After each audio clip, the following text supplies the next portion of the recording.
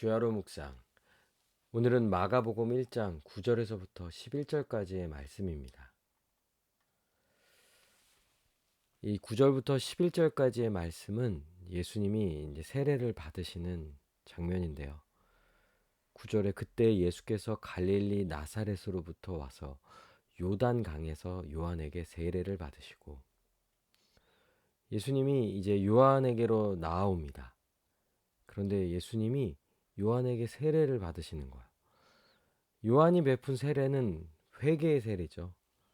그러니까 죄인이 자신의 죄에 대해서 회개하는 거예요. 자신의 죄를 인정하고, 또한 그 죄는 하나님께 심판을 받아야 하는 것임을 알기에 그 모든 죄에 대해서 인정하고 돌이키고 하나님 앞에 또 용서해 주시기를 또 간절히 구하며 나아가는 자가 이 세례를 받는 거죠. 그런데 예수님은 죄가 없으신데 세례 요한으로부터 세례를 받으시는 거예요. 이것이 주는 의미를 분명히 이제 우리가 좀 이해해야겠죠. 그리고 이어서 10절에도 등장합니다. 곧 물에서 올라오실새. 예수님이 이제 세례를 받으시고 물에 잠겼다가 이제 물에서 올라오십니다. 그런데 놀랍게 하늘이 갈라짐과 성령이 비둘기 같이 자기에게 내려오심을 보시더니 하늘이 열리는 거예요. 그리고 그 하늘에서 성령이 오십니다. 이 세상에 성령이 오신 거예요. 그것은 세상 끝날에 일어날 일이라고 했잖아요. 성령이 오셨고 성령이 임하셨다라는 것은 이 땅 가운데 하나님 나라가 이루어진다라는 거예요. 아주 기쁜 소식이죠. 그런데 그 성령이 누구에게 부어집니까? 예수 그리스도께 부어지는 거예요. 이사야 42장 1절에 내가 붙드는 나의 종 내 마음에 기뻐하는 자 곧 내가 택한 사람을 보라. 내가 나의 영을 그에게 주었은즉 그가 이방의 정의를 베풀리라. 이렇게 성령을 받은 자, 그가 바로 메시아라는 거예요. 그리스도라는 거죠. 그리고 11절에서는 또한 분명히 예수 그리스도가 예수님이 그리스도이심을 분명히 보여주죠. 하늘로부터 소리가 나기를 너는 내 사랑하는 아들이라 내가 너를 기뻐하노라 하시니라. 놀랍지 않나요? 성령이 오심도 하나님의 뜻이, 하나님의 약속이 성취되는 것이며, 또한 그것은 결국 예수님이 그리스도임을 보여주는 것인데요. 이제 하늘에서부터 성령이 오셨고 또 소리가 난다라는 거죠. 하나님의 소리예요. 하나님의 선언. 그런데 예수님을 가리켜서 너는 내 사랑하는 아들이라 내가 너를 기뻐하노라 하시니라. 시편 2편 7절에 내가 여호와의 명령을 전하노라. 여호와께서 내게 이르시되 너는 내 아들이라 오늘 내가 너를 낳았도다. 예수님이 하나님의 아들이시죠. 우리가 마가복음 1장 1절에서도 등장하죠. 예수님은 하나님의 아들이십니다. 그런데 그것의 가장 명백한 증거는 무엇입니까? 하나님의 인정이죠. 너는 내 아들이다 라는 이 선언. 그런데 이것이 하늘로부터 소리가 났다는 거예요. 그러므로 이제 예수님이 누구이신지 어떤 분이신지를 또한 분명히 알 수 있게 되는 거예요. 그분은 성령을 받은 자요. 또한 하늘로부터 소리가 나기를 하나님의 아들이라 인정받은 자. 그리고 내가 너를 기뻐하노라. 인간들 중에 하나님이 기뻐할 수 있는 존재가 있는 거죠. 하나님이 기뻐하시고 하나님이 택하시고 하나님의 뜻을 이루며 이방의 정의를 베풀 자. 이 땅 가운데 하나님의 뜻을 이룰 자.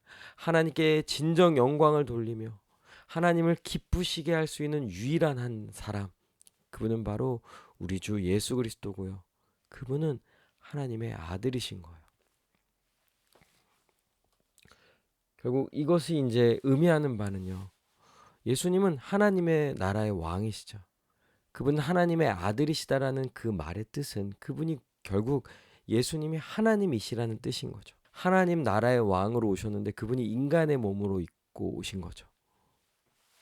그분은 하나님 나라의 왕이신 거예요. 그런데 또한 왕으로서 인류를, 즉 모든 죄인을 대표하시는 분이라는 거죠. 그분은 죄인을 대표하여서 무엇을 하십니까? 죄인이 받아야 될 그 모든 형벌들을 다 대신 받으시는 거예요. 그리고 죄인을 구원하시는 것이죠. 그러니까 예수님이 죄가 없으신데 죄가 없으신 그분이 왜 세례를 받으십니까? 그런데 그분은 이 땅에 오신 것은 하나님 나라의 왕으로 오셨고요. 그분은 하나님의 아들이세요. 그런데 그분이 오셔서 진정하시고자 하는 바는 모든 죄인을 대표하여 또 죄인을 대신하여 죄인이 받을 죄 형벌을 대신 받아주시는 거예요. 그분은 인류의 대표이십니다. 그러기에 모든 죄인을 대신할 수 있는 거죠. 그리고 죄인이 받아야 될 그 모든 형벌을 대신 받으심으로 십자가에서 죽으시죠. 그래서 앞으로 이 마가복음에서 등장하는 이 내용들 중에 가장 중요한 게 무엇입니까? 그분이 하나님 나라의 왕이심을 분명히 드러내주고요. 또한 그분이 하나님 나라의 왕으로서 하시는 그 사역은 바로 죄인을 구원하셔서 하나님 나라 백성 되게 하시는 거예요. 하나님 나라 백성으로 삼아주시는 거예요. 이것이 예수님이 이 땅에 오셔서 하시는 일이고 앞으로 우리가 같이 나누게 될 이 마가복음의 내용이라고 할 수 있는 거죠. 죄 없으신 그분이 세례를 받으심은 바로 이 죄인을 대표하여 죄인을 대신하여 그 죄의 형벌을 대신 받으시기에 이 땅에 오셨음을 잘 보여주는 것이죠. 여러분, 누구 때문인가요? 결국 하나님의 아들, 하나님이신 그분이 왜 인간의 몸을 입고 인간으로 오셨나요? 그리고 왜 그렇게 비참하게 죽으셔야만 했나요? 어디 죽기만 하셨습니까? 이 땅에서 살아가시는 동안 얼마나 많은 어려움과 고난과 고통을 당하셨습니까? 우리 때문이죠. 나 때문인 거예요. 여러분 이것이 자기에게 적용할 때는 나 때문이라고 분명히 고백하시길 바랍니다. 우리는 어떻게 죄사함을 얻었나요? 어떻게 구원을 받아 하나님 나라에 들어갈 수 있나요? 예수님 때문이죠. 정말 양극단인 것 같아요. 예수님은 나 때문에 죽으셨고요. 우리는 예수님 때문에 구원을 얻게 된 거예요. 우리 때문에 예수님이 죽으셨고 예수님 때문에 우리가 구원을 받은 거죠. 이것을 잊지 말아야 합니다. 이 생각을 진짜 많이 해야 할 것 같아요. 내가 어떻게 이렇게 구원을 받아 하나님의 자녀가 되었지? 어떻게 이렇게 복과 안식을 누리며 살아갈 수 있는 거지? 예수님 때문이죠.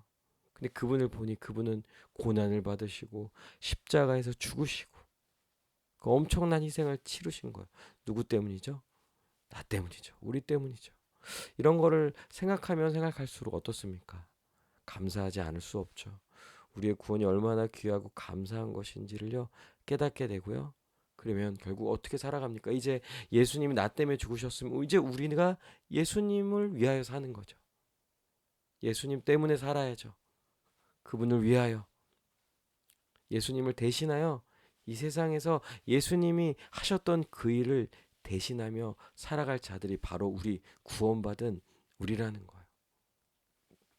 그러니 예수님을 위하여 살아가야함이 마땅하다 할 수 있는 거죠.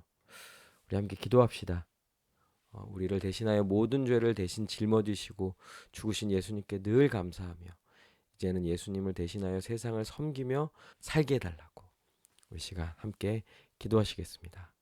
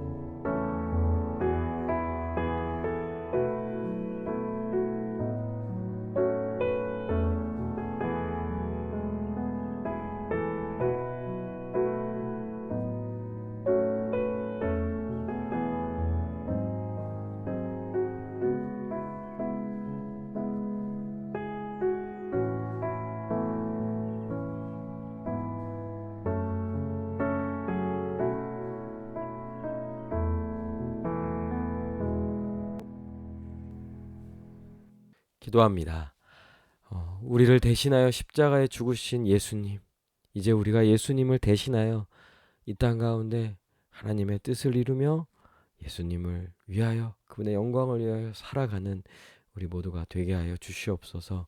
감사드리며 살아계신 우리 주 예수 그리스도의 이름으로 기도합니다. 아멘. 오늘도 주님 안에서 승리하는 복된 하루 되시길 바랍니다.